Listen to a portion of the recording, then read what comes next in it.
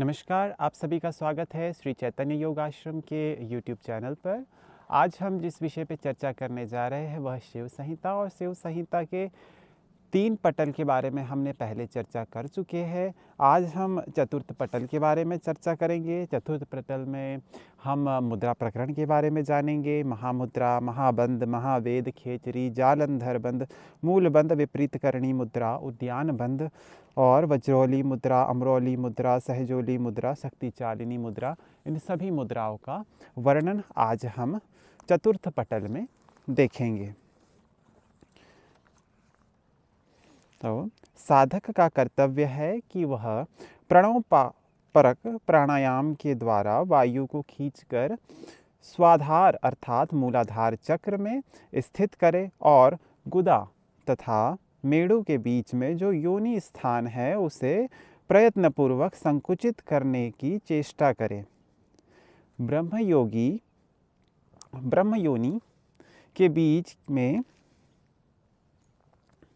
एक मिनट जी, चलिए, हाँ जी। तो ब्रह्म योनि के बीच में कंदूक के समान उज्ज्वल तथा करोड़ सूर्यों की प्रभा के समान ज्योतिर्मान और करोड़ चंद्रमाओं के समान शीतल कामदेव का ध्यान करना चाहिए। उसी के ऊपर सूक्ष्म ज्योति शिखा के रूप में विद्यमान रहता है। साधक को उसी का ध्यान करना चाहिए।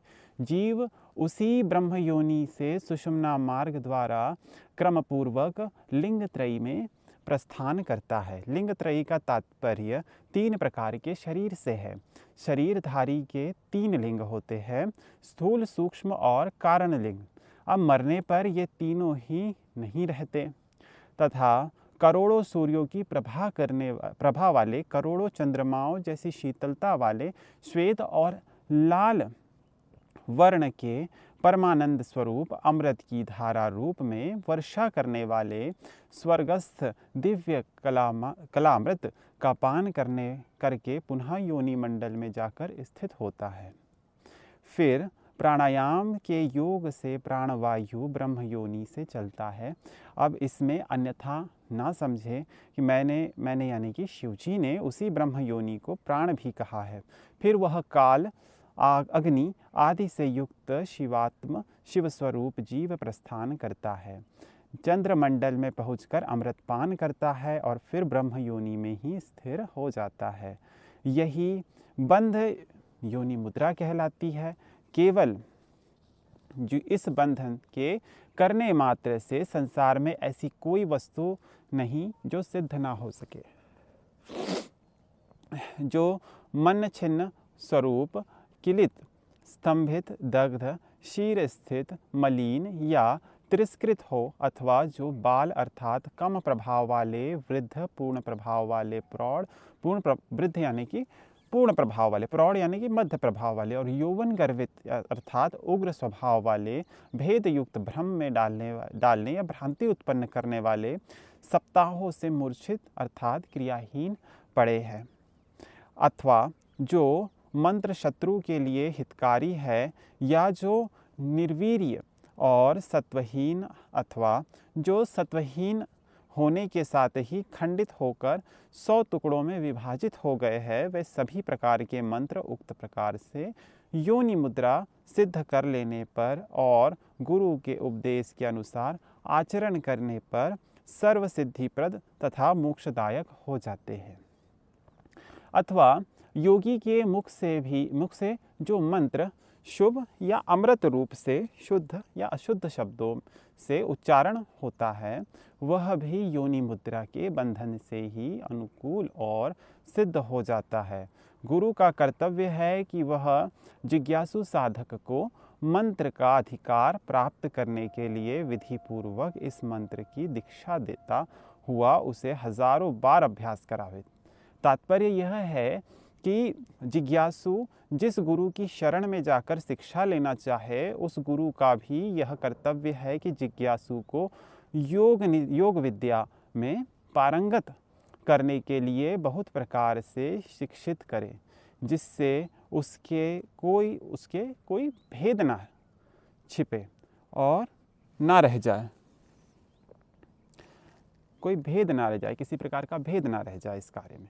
यदि साधक से 1000 हत्याएं भी हो जाए अथवा त्रिलोकी के सभी प्राणियों का भी संहार हो कर डाले, तो भी इस मुद्रा के प्रभाव से उसे पाप लिप्त नहीं कर सकते।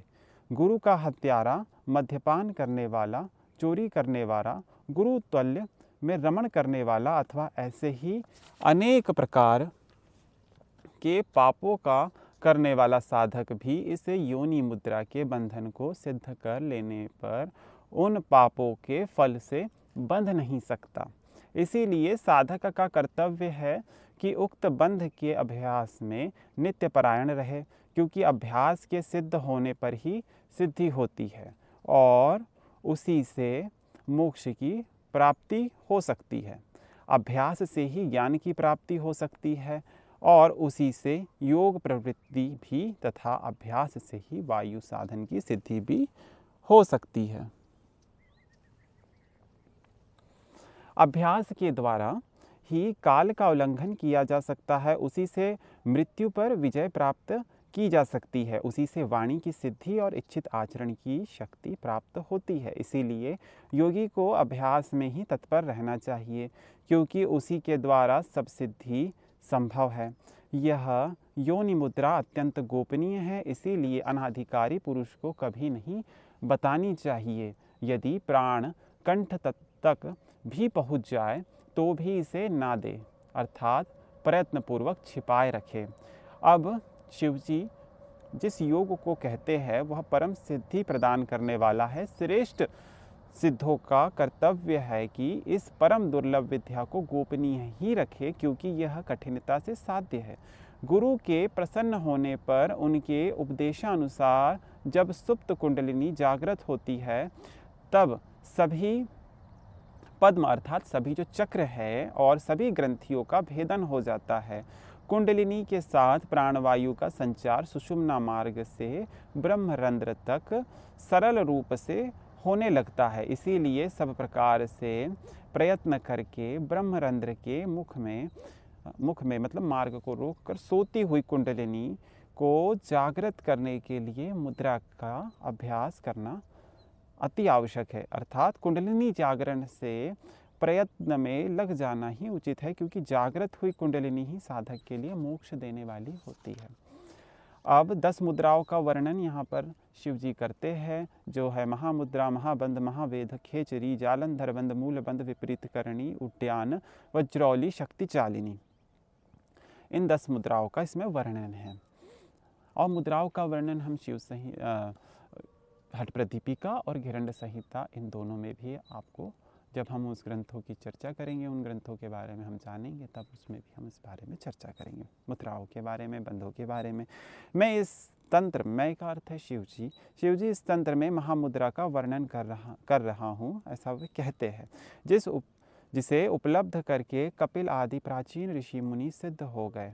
यह मुद्रा इस प्रकार है कि बाएं पाँव की एड़ी से गुदा और मेढ्र के बीच में स्थित योनि स्थान को आदर सहित गुरु द्वारा उपदेशित विधि से दबानी चाहिए।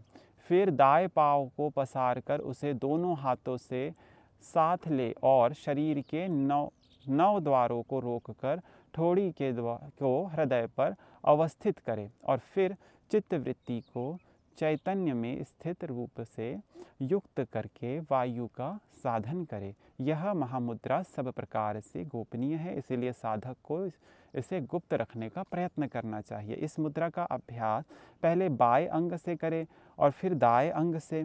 निश्चल मन वाले योगी को यह प्राणायाम समान रूप से करना चाहिए। इस प्रकार मंद भाग वाला योगी भी सिद्ध हो जाता है, क्योंकि इसके प्रभाव से सभी नाड़ियों का चालन होता है और बिंदु स्थिर हो जाता है। यह साधन जीवन को आकर्षित, स्थिर रखने और सब प्रकार के पापों को नष्ट करने में समर्थ है। इसके द्वारा उसे कुंडलिनी जागरण ब्रह्मरंध्र में प्राण के साथ प्रविष्ट करने की शक्ति प्राप्त हो जाएंगी। इस उपाय से सभी रोगों का उपशमन होकर जठराग्नि प्रदीप्त हो जाती है, शरीर सुंदर, स्वच्छ, कांति से युक्त हो जाता है, जरा मृत्यु का नाश होता है, अर्थात साधक सुंदर, कांतिमान, दीर्घजीवी हो जाता है।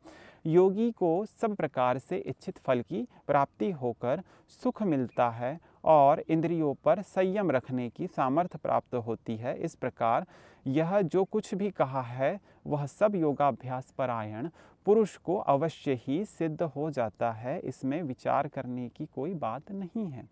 शिवजी ने पार्वती के प्रति कहा, हे देवताओं के द्वारा पूजी जाने वाली देवी, इस मुद्रा को प्रयत्नपूर्वक गोपनीय रखना चाहिए, अर्थात उसी व्यक्ति को बतावे जो इसमें रुचि रखता हो और करने में समर्थ दिखाई दे। योगी जन इसे उपलब्ध करके भवसागर से पार हो जाते हैं। मेरे द्वारा कही हुई, मेरे द्वारा यानी कि शिवजी के द्वारा कही हुई यह मुद्रा साधकों के लिए कामधेनु स्वरूप है, अर्थात इसके द्वारा उनकी सभी कामनाएं पूर्ण हो सकती है। इसको गुप्त रीति से साधन करना चाहिए और किसी अन्य व्यक्ति को कभी नहीं देनी चाहिए। अगली है महाबंध। महाबंध के बारे में चर्चा अगला। फिर पाँव को फैलाकर बाएं उरु पर दाएं पाँव को रखे और गुदा तथा योनि की को संकुचित करके अपान को ऊपर की ओर चढ़ावे, जिससे वह समान वायु के समान मिलकर प्राणवायु को नीचे की ओर करे। जो बुद्धिमान साधक प्राण अपान के मिलानार्थ मतलब उनके मिलाने के लिए इस बंध को करता है, उसके लिए यह सिद्धिदायक होता है, अथवा योगी के नाड़ी जाल से रसव्यूह शिर की ओर जाता है, अर्थात इस बंध के ऊपर की ओर गमन करता है। इस प्रकार मुद्रा एवं बंध दोनों के ही एक एक अंग से ठीक प्रकार प्रयत्नपूर्वक करना चाहिए। अब इसके अभ्यास से प्राणवायु सुषुम्ना नाड़ी में अवस्थित होता है और यह बंध साधक के शरीर को पुष्ट करने वाला भी होता है और इसके द्वारा योगी के शरीरस्थ अस्थियों का ढांचा तथा उनके सभी बंधन दृढ़ हो जाते हैं। उस योगी का हृदय संपूर्ण रूप से संतुष्ट होता है और इस बंधन के प्रभाव से उसे योगींद्र के सभी इच्छित पूर्ण हो जाते हैं। इस अभ्यास के द्वारा उसे इन सभी लाभों की प्राप्ति होती है। महावेद। अब महावेद की चर्चा है कि शिवजी कहते हैं कि त्रिभुवनेश्वरी अपान और प्राण को संयुक्त करके महाबंध में स्थित योगी अपने उदर में वायु भरकर अपने दोनों पार्श्वों का ताड़न करे। इस वेद मेरे द्वारा कहा गया है। यह जो वेद है, इस वेद की जो जानकारी है यह शिवजी के द्वारा दी गई है। अब योगियों में श्रेष्ठ साधक इस वेद को करता हुआ सुषुम्ना के मार्ग ब्रह्म ग्रंथि के भेदन का प्रयत्न करता है, अर्थात यह अभ्यास कुशल योगियों के द्वारा ही सिद्ध होना संभव है और वे ही इसके द्वारा अपनी इच्छित उपलब्धि प्राप्त कर सकते हैं। अथवा जो पुरुष इस श्रेष्ठ महावेद को गोपनीय रखता हुआ सतत अभ्यास करता है, उसे जरा मृत्यु का नाश करने वाली वायु सिद्ध हो जाती है। शरीर में जो चक्र विद्यमान हैं उनमें स्थित देवता वायु के द्वारा ताड़ित होकर कांपने लगते हैं और कुंडलिनी स्वरूपिणी महामाया कैलाश में लय को प्राप्त होती है और कुंडलिनी शक्ति ब्रह्म स्थान में लीन हो जाती है। अभिप्राय यह है कि शरीरस्थ षट चक्रों में गणेश, ब्रह्मा, विष्णु, शिव, अग्नि आदि देवता विद्यमान हैं। वे वायु के वेग से उन्हें छोड़ देते हैं और वहाँ प्राणवायु प्रविष्ट हो जाती है। वेद के बिना ना तो महामुद्रा सफल होती है और ना महाबंध ही सफल हो सकता है। इसीलिए योगी का कर्तव्य है कि वह प्रयत्नपूर्वक तीनों की साधनों के अभ्यास में तत्पर हो जाए। जो योगी मुद्रा, बंध और वेद इन तीनों को दिन रात नित्य प्रति 4 बार करता है, वह 6 मास में ही पर्यंत निरंतर करने पर मृत्यु पर विजय प्राप्त कर लेता है, इसमें संदेह नहीं है। अब सिद्ध पुरुष इन तीनों के महात्म को ठीक प्रकार से जानते हैं, अन्य व्यक्ति नहीं जानते। इसको जानने वाले साधक सभी सिद्धियों को प्राप्त कर लेते हैं। सिद्धि की कामना करने वाले साधक का कर्तव्य है कि अपने अभ्यास को प्रयत्नपूर्वक गोपनीय रखे। यह निश्चय है कि इस मुद्रा आदि को साधारण लोगों पर प्रकट कर देने से सिद्धि प्राप्ति नहीं हो सकती। खेचरी मुद्रा वर्णन। अब विद्वान साधक भोग के मध्य दृष्टि को स्थिर करे और अनेक प्रकार के उपद्रवों से रहित वज्रासन लगाकर बैठे। अब जीवा को गर्त में विपरीत रूप से ले जाए, अर्थात ऊपर की ओर से लौटाकर अमृत के कूप स्वरूप तालु के विवर में जाकर प्रयत्नपूर्वक संयोजित करे। यह मुद्रा खेचरी नाम से कही जाती है, जिसे शिवजी ने भक्तों के अनुरोध से उनके हित के लिए प्रकट किया है।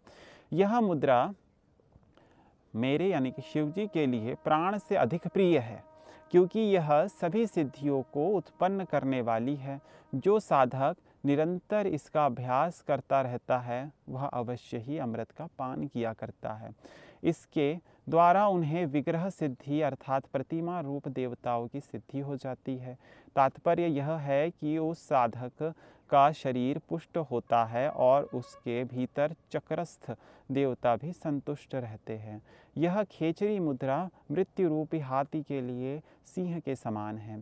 साधक चाहे पवित्र हो या किसी भी अवस्था में स्थित हो, जिससे यह खेचरी मुद्रा सिद्ध हो जाती है, उसके लिए सभी कुछ शुद्ध हो जाता है। इसमें कुछ संशय नहीं मानना चाहिए। इस खेचरी मुद्रा का साधन जो योगी आधे क्षण भी कर लेता है, वह पाप रूपी महासमुद्र से पार होकर सुखपूर्वक दिव्य भोगों को भोगने में समर्थ होगा। और यदि उसे पुनर्जन्म भी ग्रहण करना पड़ा तो उत्तम उच्च कुल में उत्पन्न होगा। जो योगी इस खेचरी मुद्रा को करता हुआ स्वस्थ चित्त और ब्रह्मपरायण रहेगा, उसे 100 ब्रह्माओं के जीवन व्यतीत होने वाले दीर्घ काल भी आधे क्षण के समान ही प्रतीत होगा। गुरु के उपदेश से जिस साधक को यह खेचरी मुद्रा प्राप्त हो जाती है, यह यदि अनेक पापों में संलग्न रहा तो भी परम गति को प्राप्त हो जाता है। अर्थात खेचरी मुद्रा के साधन से सभी पाप नष्ट हो जाते हैं और वह मुक्ति को भी प्राप्त कर लेता है। शिवजी कहते हैं कि हे देव पूजित, वह देव पूजित, ये पार्वती जी को कह रहे हैं शिवजी, वह मुद्रा प्राण के समान है, इसीलिए उसे चाहे जिस व्यक्ति को नहीं देना चाहिए, वरन प्रयत्नपूर्वक गुप्त ही रखे। ग्लास शिराजाल को बांधकर थोड़ी हृदय से लगा ले, यह जालंधर बंद कहलाता है। तो अब जालंधर बंद की चर्चा शिवजी करते हैं, माता पार्वती को जालंधर बंद के बारे में बताते हैं। तो गल शिराजाल को बांधकर, यानी कि ये यहाँ पर कंठकूप के गल शिराजाल को बांधकर ठोड़ी हृदय से लगा ले, यह जालंधर बंद कहलाता है। और यह बंद देवताओं के लिए भी दुर्लभ है और सहस्त्रदल कमल अर्थात सहस्त्रार से श्रावित होते हुए अमृत को नाभि में स्थित अग्नि पान कर लेता है, परंतु उसे वैसा ना करने देने के लिए यह जालंधर बंद को आवश्यक करना चाहिए, क्योंकि चंद्रामृत का जठराग्नि द्वारा ग्रास कर लिए जाने से अंत में मनुष्य की मृत्यु हो जाती है। परंतु जालंधर बंद एक ऐसा साधन है जो कि जठराग्नि को चंद्रमृत पान करने से रोकता रहता है। जालंधर बंद करने से बुद्धिमान साधक स्वयं अमृत पाने की शक्ति प्राप्त कर लेता है और उससे उसे अमृतत्व की प्राप्ति होती है और वह त्रिलोकी में सुखपूर्वक विचरण करता है। यह जालंधर बंद सिद्धों के लिए सिद्धिदायक है, इसीलिए जो साधक नित्य प्रति इसका अभ्यास करता है वह सिद्धि को प्राप्त करता है। तात्पर्य यह है कि इस बंध के द्वारा साधारण साधक ही नहीं वरन सुसिद्धि साधक भी लाभान्वित होते हैं। अब मूल बंध की चर्चा है। पाँवों की एड़ी से गुदा मार्ग को दबाते और बलपूर्वक अपान वायु को ऊपर की ओर आकर्षित करे, इस प्रकार अपान के ऊपर ले जाकर प्राण से मिलावे, इस जरा मरण नाशक बंध को मूलबंध कहते हैं। इस बंध के द्वारा अपान और प्राण को संयुक्त करने से योनि मुद्रा स्वतः ही सिद्ध हो जाती है। सिद्ध पुरुषों को इस योनि मुद्रा के सिद्ध हो जाने से ऐसा कहा क्या है जो उपलब्ध नहीं हो सकता, मतलब सब कुछ उपलब्ध हो सकता है, सब कुछ प्राप्त हो सकता है यदि ये मूलबंध है। इस बंध के प्रभाव से वायु सहज में ही हो जाती है और ऐसे होने पर साधक पद्मासन लगाकर बैठे तो खेचरी मुद्रा के साधन द्वारा पृथ्वी को छोड़कर ऊपर उठने लगेगा और आकाश में विचरण करने लगेगा। यदि कोई श्रेष्ठ योगी इस संसार सागर से पार जाना चाहे तो उसे निर्जन प्रदेश में गुप्त रूप से इस बंध का अभ्यास करना चाहिए। योगी अपने सिर को पृथ्वी पर टेक कर दोनों पांवों को आकाश की ओर उठाकर सीधे रख करे, इसी को विपरीत करणी मुद्रा कहते हैं। यह सब प्रकार से गुप्त रखने योग्य है। अब इस मुद्रा में सिर नीचे और पांव ऊपर अधर में रखे जाते हैं और इस प्रकार इस मुद्रा का अभ्यास जो नित्य प्रति 1 प्रहर अर्थात 3 घंटा तक निरंतर करे तो वह अवश्य ही मृत्यु को भी जीतने में समर्थ होता है और प्रलय में भी उसे किसी प्रकार का कष्ट नहीं होता। इस प्रकार जो साधक शरीर में विद्यमान अमृत का पान करता है उसे सिद्धों की समानता प्राप्त हो जाती है, अर्थात वह सिद्ध हो जाता है और इस बंध को करने वाला योगी सभी लोकों में पूजित होता है। अब उड्डयन बंध के बारे में बताते हैं कि नाभि से ऊपर और नीचे पश्चिम तान का आचरण करे, अर्थात इस प्रकार तान अर्थात आकर्षण करे जिससे कि वे दोनों भाग पीठ में जाकर लग जाए। यह उड्डयन बंध कहलाता है और पेट को पीछे की ओर आकर्षित करता हुआ नाभि के ऊपर के भाग में आकुंचित करें, वही उड्डयन बंध है जो कि मृत्यु रूपी हाथी को वश में करने के लिए सिंह के समान है। तात्पर्य यह है कि इस बंध के अभ्यास से साधक मृत्यु रूपी दुख का उल्लंघन कर जाता है अथवा जन्म मरण के जो बंधन हैं उससे मुक्त हो जाता है। जो योगी इस बंध का नित्य प्रति बार बार अभ्यास करता है उसके नाभि मंडल का शोधन हो जाता है और वायु भी सिद्ध हो जाती है। यदि योगी 6 महीने तक इस बंध का अभ्यास में तत्पर रहता है तो वह अवश्य ही मृत्यु को जीतने में समर्थ होता है और उसके उदर की अग्नि विशेष रूप से प्रदीप्त होती है तथा रस की वृद्धि होने लगती है। आशय यह है कि यह बंध जठराग्नि को प्रदीप्त करने वाला और रस की वृद्धि करके शरीर की धातुओं को भी पुष्ट करने वाला है। इसी से इसके साधन से मृत्यु को जीतना कहा गया है। अब इस बंध के प्रभाव से योगी का शरीर स्वयं ही सिद्धि को प्राप्त हो जाता है और यह निश्चय ही उसके सभी रोगों का नाश करता है। यह बंध अत्यंत दुर्लभ है। इसकी उपलब्धि गुरु की कृपा से ही संभव है। इसकी प्राप्ति के लिए विद्वान साधक स्वस्थ चित्त से एकांत स्थान में अभ्यास करे। अब वज्रोली मुद्रा के बारे में चर्चा करते हैं।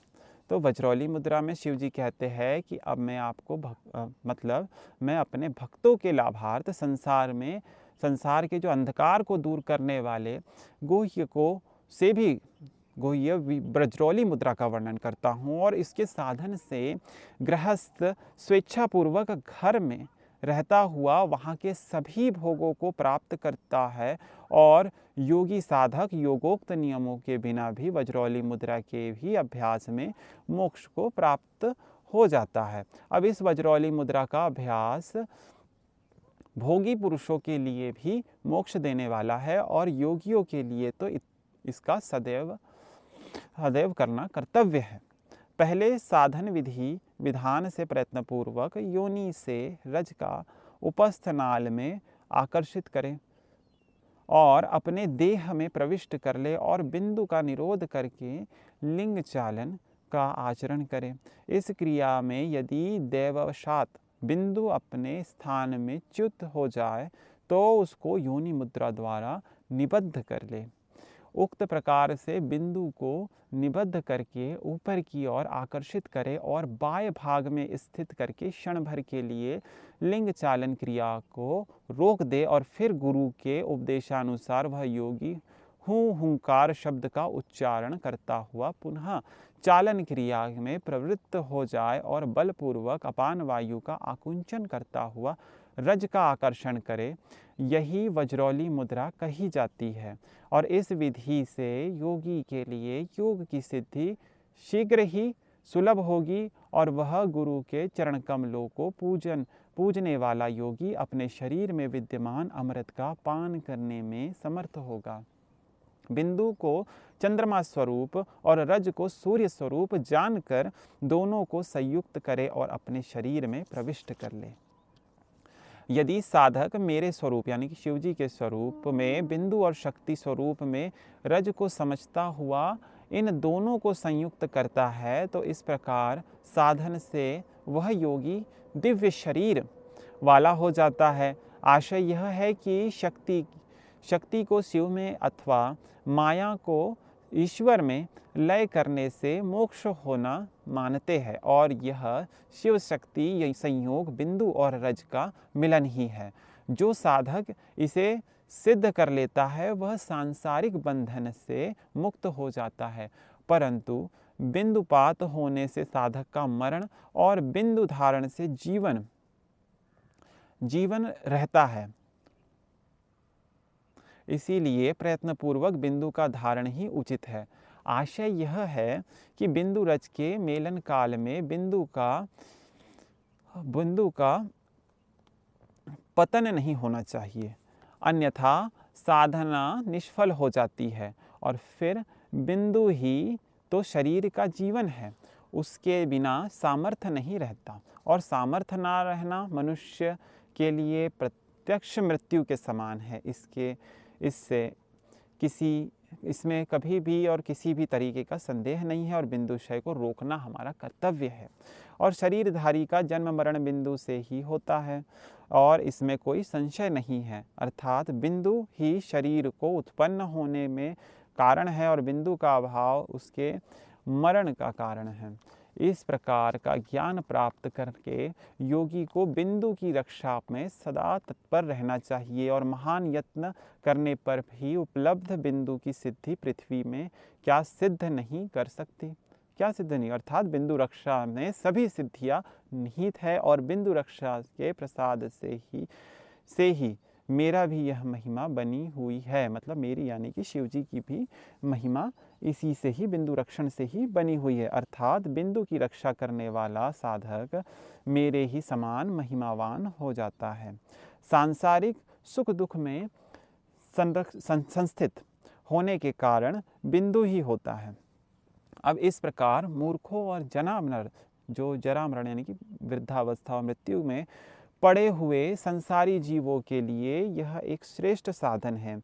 जो मनुष्य भोग युक्त हो उनके लिए भी इसके अभ्यास से सिद्धि प्राप्त होकर संसार में सभी इच्छित पदार्थों की प्राप्ति हो जाती है। अर्थात बिंदु की रक्षा करने वाला पुरुष गृहस्थ हो तो भी उसकी कामना पूर्ति होती है। ऐसा कोई पदार्थ नहीं जो इच्छा करने पर उसे प्राप्त ना हो जाए। तो इतनी महिमा शिव जी बताते हैं बिंदु धारण की। अब इस योग में सिद्ध हुआ साधक अशेष भोगों को भोगता हुआ अवश्य ही सुखी रहता है तथा योगियों को इस मुद्रा के साधन द्वारा निश्चय ही सर्व सिद्धि प्राप्त हो जाती है। इसीलिए इसका अभ्यास करना चाहिए। आशय यह है कि वज्रौली मुद्रा के साधन में कोई कष्ट नहीं होता और अशेष भोगों का भोग यदि अशुभ भी हो तो भी वह सुखपूर्वक पूरा हो जाता है। वज्रौली मुद्रा के भेद से ही सहजोली और अमरोली मुद्रा का भी नाम रखा गया और इन सब में 7 बार यही है कि योगी जिस प्रकार भी हो सके बिंदु को धारण करे, अर्थात शुक्र रक्षा में असावधान ना रहे। यदि दैव योग से उत्तेजनावश बिंदु अपने स्थान से चलायमान हो जाए और साधक रज बिंदु के मेलन में भी सफल हो जाए तो यह मुद्रा अमरौली कहलाती है। और इसमें लिंगनाल मतलब वीर्यवाहिनी नाड़ी द्वारा रज बिंदु का शोषण किया जाता है। अब सहजोली मुद्रा का वर्णन करते। अमरौली तो हमने जान ली। यदि बिंदु चलित हो जाए तो योगी को योनि मुद्रा के बंध द्वारा अवरोध करना चाहिए। यह सब प्रकार से गोपनीय मुद्रा सहजोली कहलाती है। यद्यपि दोनों का कार्य एक जैसा है, यद्यपि संज्ञा भेद से इसके अमरौली और सहजोली दो भेद हो गए हैं, इसीलिए योगी को इन दोनों मुद्राओं का साधन सदा पूरे प्रयत्न के साथ करना चाहिए। शिवजी ने पार्वती के प्रति कहा, हे प्रिय, मैंने यह साधन भक्तों पर स्नेह के कारण कहा है, परंतु यह इतना गोपनीय है कि इस हर किसी व्यक्ति को नहीं देना चाहिए। इस वज्रौली मुद्रा से अधिक गोपनीय कोई अन्य साधन ना तो पहले कभी था और ना भविष्य में होगा। इसीलिए बुद्धिमान साधक इसे प्रयत्नपूर्वक गुप्त ही रखे। गुरु के उपदेश के अनुसार मूत्र त्याग के समय साधक सदा बलपूर्वक वायु के आकर्षण करता हुआ धीरे धीरे मूत्र को त्यागे और फिर ऊपर की ओर आकर्षित करे तो इस अभ्यास द्वारा बिंदु सिद्ध हो जाता है। यदि बिंदु सिद्ध साधक को महान सिद्धि प्राप्त करने वाली है। आशय यह है कि बिंदु की सिद्धि के लिए साधक को उपयुक्त प्रकार से थोड़े थोड़े मूत्र त्याग का अभ्यास करना चाहिए। मतलब ये जो है महान सिद्धि प्रदान करने वाली है। ये जो उपदेश जो शिव जी कर रहे हैं इसमें, तो गुरु की शिक्षा के अनुसार योगी यदि उक्त क्रिया का अभ्यास 6 महीने भी कर ले तो 100 स्त्रियों से संसर्ग करने पर भी उसका बिंदु क्षय नहीं होगा। हे पार्वती, इस प्रकार महान प्रयत्न करके भी यदि बिंदु सिद्ध हो जाए तो उस साधक के लिए क्या सिद्ध नहीं हो जाता, अर्थात सभी कुछ सिद्ध हो जाता है। इस बिंदु सिद्धि के प्रसाद से मुझे इस दुर्लभ ईशत्व की प्राप्ति हुई है।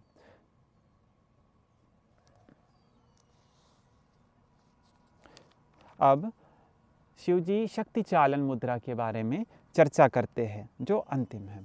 अब आधार कमल अर्थात मूलाधार चक्र में जो कुंडलिनी शक्ति सोती रहती है उसे बुद्धिमान साधक अपने अपान वायु पर आरूढ़ होकर और बलपूर्वक उसे आकर्षित करता हुआ चालन करे। यह सिद्धि ये जो प्रकार की जो क्रिया है यह शक्ति चालनी मुद्रा है जो सभी शक्तियों को देने वाली होती है। और इस शक्ति चालन मुद्रा को नित्य प्रति अभ्यास करने से सभी रोगों का नाश होकर आयु की वृद्धि होती है। इस शक्ति चालन मुद्रा के अभ्यास से सर्पिणी जैसी आकृति वाली कुंडलिनी शक्ति जागृत होकर स्वयं ही सुषुम्ना मार्ग से ऊपर चढ़ने लगेंगी। इसीलिए सिद्धि की कामना करने वाले योगी को इसका अभ्यास करना चाहिए, क्योंकि जो साधक इस शक्ति चालन मुद्रा का निरंतर अभ्यास करता है उसका शरीर निश्चय ही सिद्ध हो जाता है और अणिमादि सिद्धियों की प्राप्ति हो जाती है। गुरु के उपदेश की विधि से इसका साधन करने वाले पुरुष के लिए मृत्यु भय कहाँ है, मतलब प्रश्न पूछ रहे हैं शिव जी कि मुझसे मृत्यु भय कहाँ है। यदि 2 मुहूर्त भर इसका साधन कर ले तो शक्ति का नाश रुक जाता है और प्रयत्नपूर्वक इसके अभ्यास में लगा रहता है और उसे सभी सिद्धियां प्राप्त हो जाती है। इसीलिए किसी भी युक्त आसन से बैठकर इस शक्ति चालन मुद्रा का अभ्यास करना योगी का कर्तव्य है। और इस प्रकार मेरे द्वारा कही हुई यह 10 मुद्राएं अभूतपूर्व है और इनके समान ना तो कोई साधन हुआ ना होगा ही, और इसमें से एक एक का अभ्यास करता हुआ साधक अवश्य ही सिद्धि को प्राप्त करता हुआ सिद्ध हो जाता है। तो इस प्रकार चतुर्थ पटल में शिवजी ने इन मुद्रा और बंधों का वर्णन किया और ये अत्यंत ही महत्वपूर्ण है योग साधना के लिए। आशा करते हैं आपको ये भाग पसंद आया होगा। अगले भाग में हम पुनः आपसे भेंट करेंगे अंतिम पटल और 5वें पटल के साथ। तब तक के लिए धन्यवाद। ओम शांति।